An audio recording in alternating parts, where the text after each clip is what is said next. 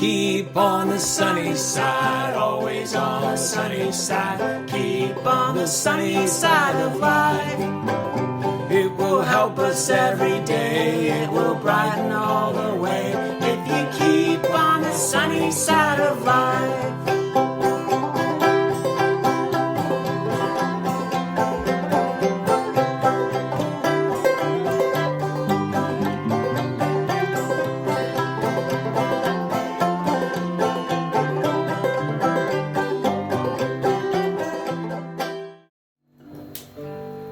There's a lot of sadness. There's a lot of sadness. A lot of sadness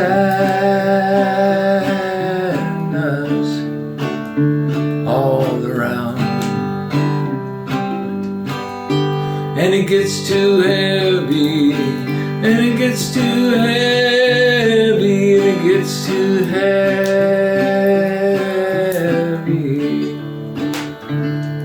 Isn't that true? That's a little chorus one of my son Seth wrote. I've been trying to learn it. It's been stuck in my mind all day long. There's a lot of sadness. And sometimes it gets too heavy because we find ourselves walking alone, trying to carry it all. Loneliness is something that we all have to deal with. If you feel lonely and you've had times of loneliness, or maybe even especially in these winter months as we've been going through all these things, you felt maybe you're not as angry or frustrated or down as you might be lonely. We're social beings and we need each other. We do. God didn't create us to go it alone. And loneliness, when it is not dealt with right. Loneliness, you see, being alone is not our problem. But loneliness can be corrosive. It usually is. The Bible says in Proverbs 27:17, it says, iron sharpens iron, so one man sharpens another. Another translation says it like this in Proverbs 27:17. It says, you use steel to sharpen steel, and one friend sharpens another. You know how it is. You kind of get dull, get a little bit corroded, a little rusty. God uses somebody, a friend in your life, to kind of polish you up, just to kind of put the shine back on your life. You see, it can be corrosive. Loneliness can be corrosive to your mental health. A lot of depression, and we're going to talk more about it on the weekend. Be sure to, if you found that this was helpful at all, be sure to check the message on the weekend when I talk about isolation. You see, and we'll make a distinction between times of being alone and being lonely. But it can be corrosive. It just kind of grinds away and washes away at your mental health. We get sad. It's not a sin to be sad. It just isn't. There's a lot of sadness to deal with. There's a lot of things to have to try and grapple with. But you can't mourn all the time. The Bible says there's a time to mourn and a time to dance. If all you do is mourn, you're never going to dance. Now, you probably aren't ever going to dance unless you deal with your mourning. But most of us would like to dance all the time, but isn't it? You live long enough, you find out that's just not how life works. And it's corrosive to your holiness.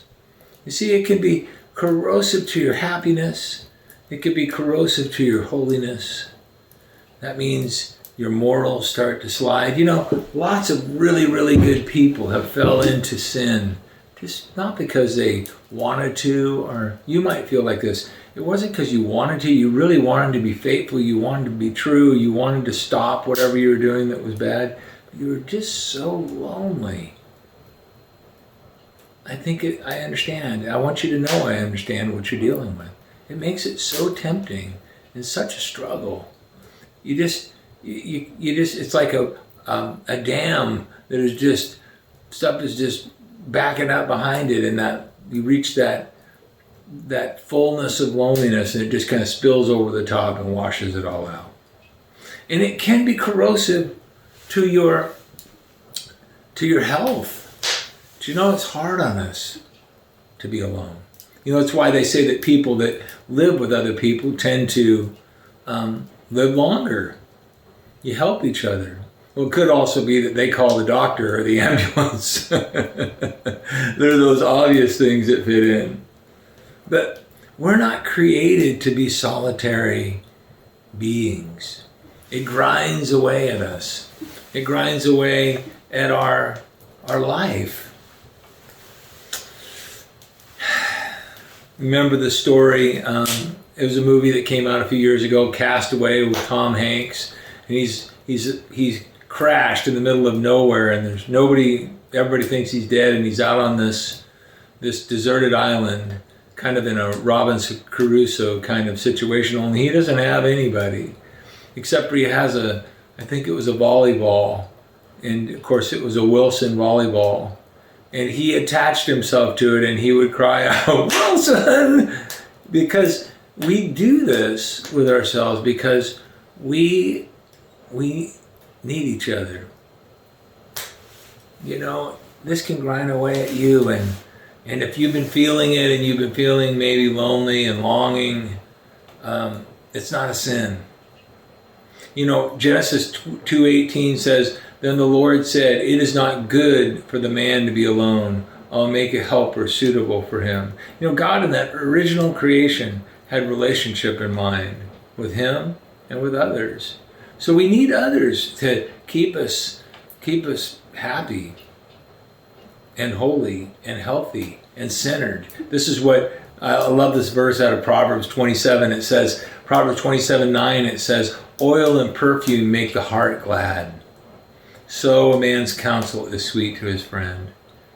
You know, it's kind of like something that smells so good, something that can soothe you. It makes the heart glad. So, and you can be like oil and perfume to your friend. You could be that aroma of Christ to them. You know, here's the important thing to remember. God won't leave you alone. He's the friend that sticketh closer than a brother. He really does. As a matter of fact, Jesus said, as he was explaining to his disciples what was about to happen, he said in John chapter 14, verse 16, he said, "I will ask the Father, and he will give you another helper, or an encourager, or a comforter, that he may be with you," listen, "forever." Isn't that good? So you are maybe feeling lonely at times, but you're not alone. John 14:17, it says, "That is the Spirit of truth, whom the world cannot receive because it does not see him or know him, but you know him because he abides," he lives in you, and will be in you. This is what he's saying. You know, I remember when I first came to Toledo, I think I met Inez through Maxine and Bobby, and they were good friends and neighbors to Maxine and Bobby. They were good friends for her and for Inez. And she came to church a few times, and I think Inez was in her mid-70s when I met her. And I remember one time Sue and I, drove down that hill, down to her house. It's all kind of one of those places that's like in a tunnel of trees, down in the middle of the bottom of this kind of hollow. And it's a beautiful place. And it was a lonely road, in a lonely little farm down there.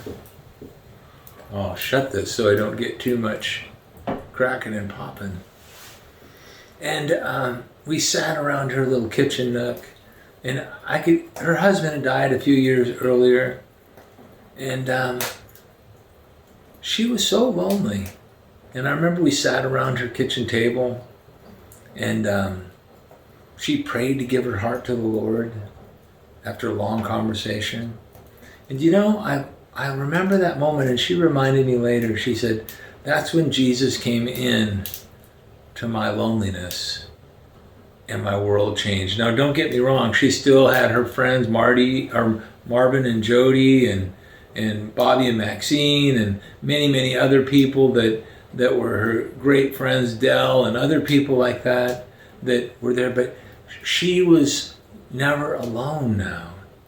And then I would go visit her later and she'd be outside and be whistling, and didn't mean that she didn't have I'm sure moments of loneliness, but she was never felt alone. Remember what Jesus said in John 14:18, he says, I will not leave you alone, all alone. I will come back to you. He says, I will not leave you alone. I won't leave you like an orphan. I want to encourage you right now. You feel lonely right now? Maybe you've got nobody around. Shut things down a little bit and take some time. Take the time now and ask the Spirit to do what he does and comfort you. To comfort you, to calm you. John 16:32 says, the time is coming and is already here when all of you will be scattered. Jesus was telling his disciples what was about to happen. Each one of you will go your way and leave me all alone. Jesus was saying about his own experience. I'm not going to have all my friends around me. Yet, here's what he said, yet I am not all alone because the Father is with me. Do you know that's true for you too? Because the same kind of relationship that Jesus had with his Father, he's given to you. You find that in chapter 17. Yet I am not alone. I am not all alone because the Father is with me. Remember, no matter how dark the winter might be, how sad things might seem at some moment, how alone you may feel, how lonely you might feel. Sometimes that happens at strange times more than others. No matter who might desert you, or maybe you feel forsaken sometimes, but God won't. Remember that he will be with you.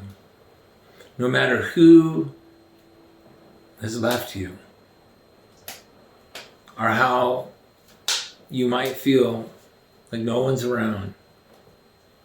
Jesus said this, no matter what happens. Pandemics, problems, no matter what happens. The very last phrase out of Matthew chapter 28, I am with you always, even to the end of the age. Thank you for listening to this, and maybe share it with somebody that you feel like is lonely. That'll be part of your work to help people as they deal with isolation. Be sure to watch this weekend's message when we talk about isolation and the things that you can do to help your own and others.